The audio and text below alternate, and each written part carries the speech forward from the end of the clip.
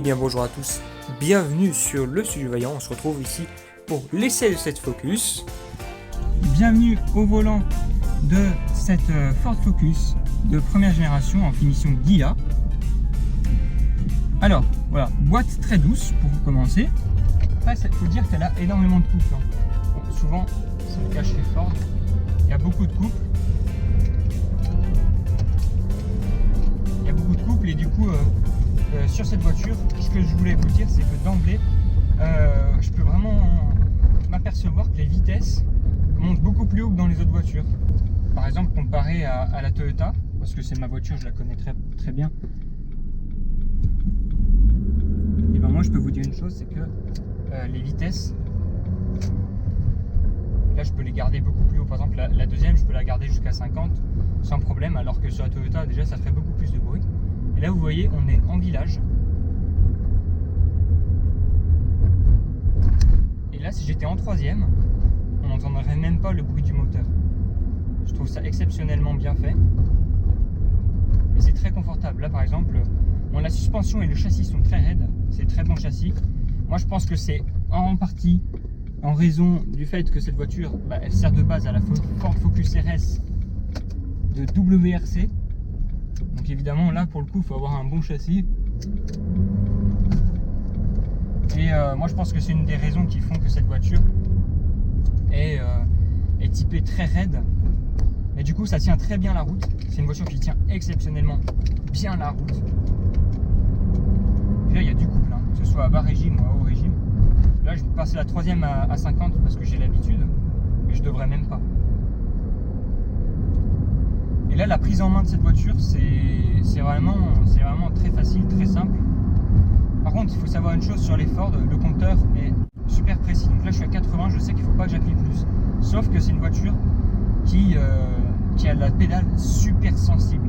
Donc voilà, si vous appuyez un chouïa, tout de suite vous dépassez les limites de vitesse sans vous en rendre compte, parce que là je suis dans une des voitures, j'en ai pas conduit beaucoup jusqu'ici, mais j'ai quand même passé mon permis sur BMW série 1, donc les dernières générations.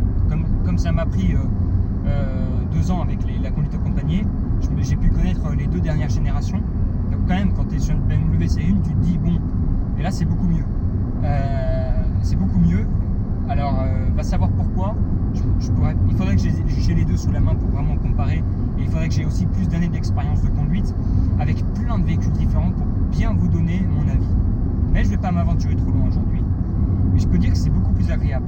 Déjà, bon, là elle bouge pas la voiture, mais la direction est super précise, donc vous n'avez pas besoin en fait de beaucoup de mouvements pour aller là où vous voulez aller. Là franchement cette voiture je la conduis depuis une minute avec, hein, pas longtemps. Et enfin même le passage des vitesses, le moteur on l'entend presque pas. On n'entend presque pas les bruits de vent. C'est une voiture super confort à rouler. Pas forcément confort au niveau des sièges, mais confort de roulement. Et là j'ai compris le plaisir de conduite, hein, dès que j'ai pris le volant. Le plaisir qui est plus un plaisir en fait, de cruiser qu'un plaisir d'envoyer la sauce. Et là je suis en 5e à 80. Le moteur, je sais même pas s'il est devant ou derrière. C'est le calme. Et là je pourrais rouler, mais pendant des jours. Le fauteuil il est raide, mais il n'est pas inconfortable. Vous savez ce que j'ai envie de vous dire? J'ai l'impression d'être dans une grosse berline. Là je touche même pas l'accélérateur. J'ai vraiment l'impression d'être dans une grosse berline, alors que vous avez vu la voiture que c'est de l'extérieur. Je suis désolé, mais on a envie de dire c'est quoi cette merguez? C'est pas du tout une merguez. Et là sur National, on n'a pas fait grand chose en National, mais ça suffit. Il faut savoir que cette voiture là elle est clairement faite pour voyager. C'est une voiture petite familiale qui est faite pour voyager, clairement.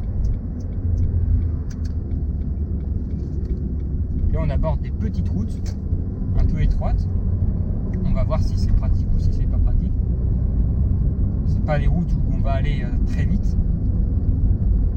Et là il y a du couple et on le sent, parce que si vous mettez la 5e à 80, tout de suite ça vous propulse, et même sans accélérer. Et à bas régime vous pouvez reprendre très facilement.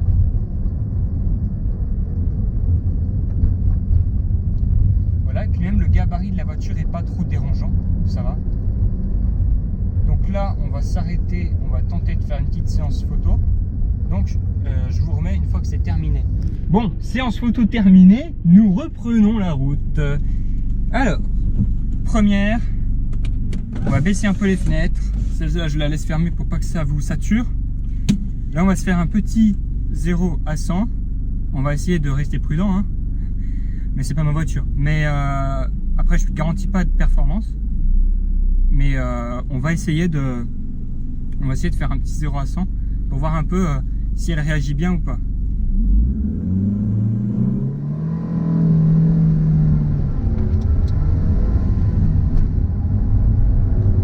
Ouais.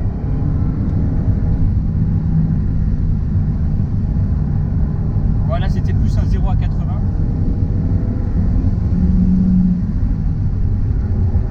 La troisième est un peu bizarre à passer.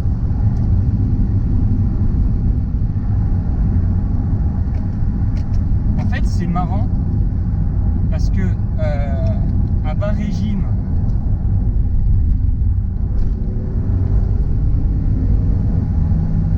ouais, ça a quand même la santé. Ça a quand même la santé, mais c'est pas du tout sportif. En tout cas, je peux vous dire que c'est pas sportif.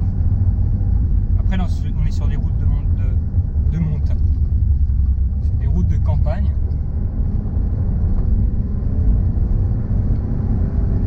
Le châssis est plutôt bon.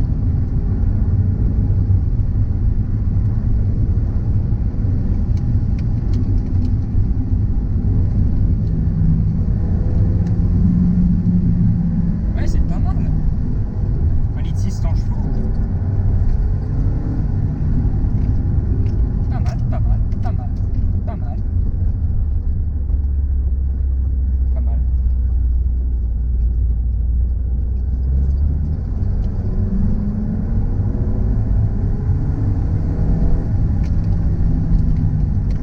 Pas mal du tout. Pas mal. Pour une petite voiture de 100 chevaux, il faut savoir que la Toyota Yaris fait 106 chevaux pour une voiture plus petite, plus légère. J'ai pas le poids de cette voiture par contre, désolé. Mais franchement, ça marche pas si mal, hein. La Toyota a plus de pêche, mais...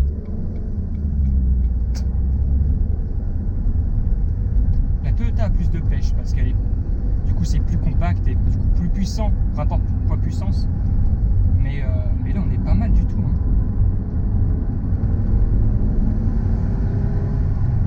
Et puis le son du 1.6 16V est franchement cool. Enfin là, on est sur des petites routes où il faut être prudent parce qu'en été, la visibilité c'est comme ça.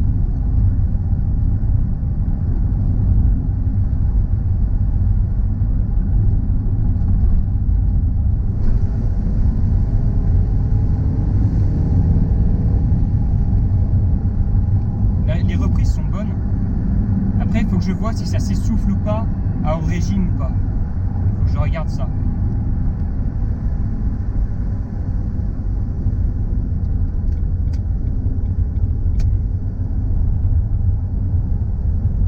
Faut que je vois. Et c'est une voiture en fait qui, dans toutes les situations, sait avoir du répondant. Alors, pour le coup, on n'est pas sur la ST avec 170 chevaux, qui est une voiture quand même en intermédiaire, voilà, entre celle-ci par exemple, une autre peut-être diesel, 120 chevaux, j'en sais rien, et la Focus RS, la mythique, l'unique. Alors pour croiser, ça va, on n'a pas un gabarit trop lourd. Et attends.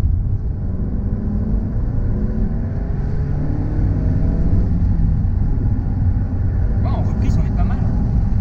Je pense que arrivé à haut régime, on a une petite perte. On a une petite perte de puissance. Il faut pas forcément aller chercher tout en haut. Et là, franchement, pour une voiture qui fait 100 chevaux, qui est une voiture à vocation confort, c'est très raisonnable, très honorable. Hein. Franchement, il n'y a pas de... Franchement, pour moi, avec l'idée que j'ai dans ma tête des chiffres, ça me choque pas. Hein. Franchement, c'est même plutôt bien. Voilà, c'est bien. Il n'y a rien de... C'est pas excellent, c'est pas nul, c'est honorable, voilà. Alors, on est en petite... là, on va tester le confort. Donan, c'est les petits Donan gris là, qui font 2 mètres carrés. Voilà, ouais, passager, ça se... Alors, rien, j'ai été passager dans cette voiture, pas masse de temps, mais suffisamment longtemps pour avoir pu tester des Dodan, bah franchement, on sent la raideur de la caisse. Voilà, on sent la raideur de la caisse. Ah, j'ai trouvé le point de patinage, c'est pas mal. Allez, on va faire un peu de petite route. C'est vrai que le confort, en fait, en suspension, quand on est conducteur, ça va. Mais quand on est passager, c'est moins bien. Donc voilà, si vous voulez vraiment transporter des gens dans le plus grand des conforts, alors peut-être que c'est cette version-là de la Focus et comme ça, ou bien ce sont toutes les Focus. J'ai pas pu en tester d'autres, donc je peux pas trop vous dire. Mais après, franchement, en conducteur, ça va. Après, bon, si vous conduisez calmement et doucement, il n'y a pas de raison que votre passager endure des supplices, quoi. Mais c'est plus ferme hein, que par exemple la Toyota. Même là, je parle plus en termes de passagers. Là, je suis prudent, je parle pas beaucoup parce que je dois faire attention. L'avantage pour la conduite, c'est que on a du plaisir de conduite, on a de l'efficacité, parce que dans les virages, ça tient très bien. Et sachez que je suis fordiste, hein, mais ce que je dis là, c'est ce que je ressens et j'ai pas envie de vous mentir. Hein. Allez, là, on va prendre une route. Je crois que je vais vous changer la GoPro de place, comme ça, vous pourrez mieux voir.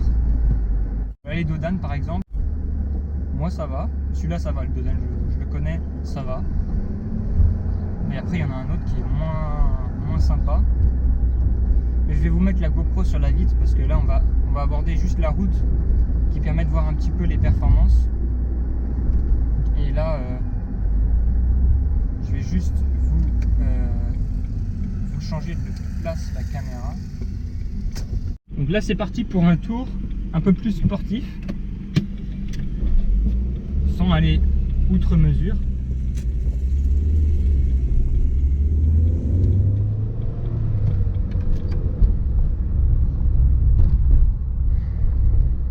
Là, on va tester un peu plus le châssis. Et puis les vitesses un peu dans les tours. Alors, mesdemoiselles, si vous pouviez vous pousser. Voilà.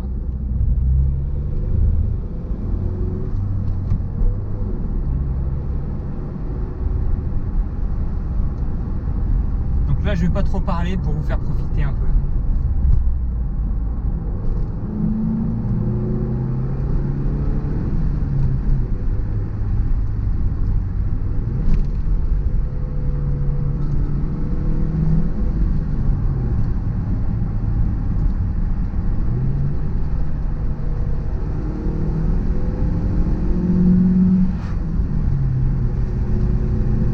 Le châssis est très bon.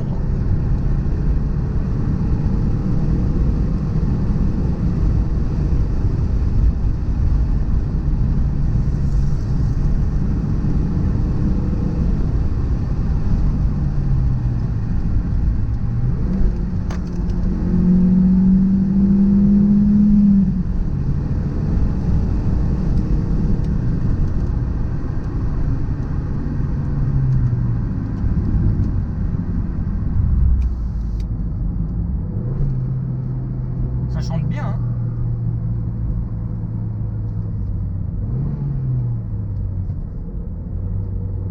Ça chante bien, franchement. Puis le châssis est bon, hein. Je vais pas forcer trop parce que je connais pas 100% de la voiture et là, on roulait pas non plus à des vitesses trop élevées. C'est juste qu'en montant les vitesses, ça permet de voir un peu si la voiture a de l'allonge ou pas. Le but n'étant pas de consommer trop, surtout quand on nous prête une voiture pour faire un tour. Là, vraiment, j'ai pas cherché les limites, j'ai juste vu un peu à vitesse avec un rythme un peu plus soutenu que en conduite cool, ce que ça pouvait donner au niveau de la voiture. Alors la troisième, faut savoir la passer. Là par exemple, contrairement à d'autres voitures, il faut se décaler un petit peu sur la droite. Donc voilà, là heureusement j'ai pris en main la voiture avant, donc ça m'évitait de me tromper de vitesse. Voilà, de rentrer la première au lieu de la troisième. C'est pas forcément ce qu'il y a de mieux, quoi. Franchement, super voiture. Le point de patinage, en fait, c'est bon, je l'ai trouvé. Quand je vous disais qu'il était haut, je me suis peut-être un peu trompé. C'est juste que, voilà, là, elle avance pas fort. Mais alors, dès qu'on met la seconde, voilà, la troisième est toujours un peu... On hésite un peu parce qu'on rencontre du dur. Il faut prendre le réflexe hein, de de se décaler un peu. Mais sinon, bah moi la voiture là je lui donne 5 étoiles, hein, franchement. 5 étoiles. Hein. Enfin, niveau prestation de confort, on est bien en termes de conduite. Pour compléter ce qui s'est dit dans la vidéo, évidemment c'est une voiture qui a un très bon compromis, habitabilité de compact, agrément de conduite et confort aussi. Donc cette vidéo s'arrête ici, après cet essai routier qui a duré une quinzaine de minutes. J'espère que la vidéo vous a plu. N'oubliez surtout pas de vous abonner, d'activer la cloche de notification, de laisser un pouce bleu, tout ça pour référencer les vidéos afin d'avoir une meilleure visibilité, de vous offrir du meilleur contenu. Sur ce, je vous dis à bientôt pour une nouvelle vidéo automobile.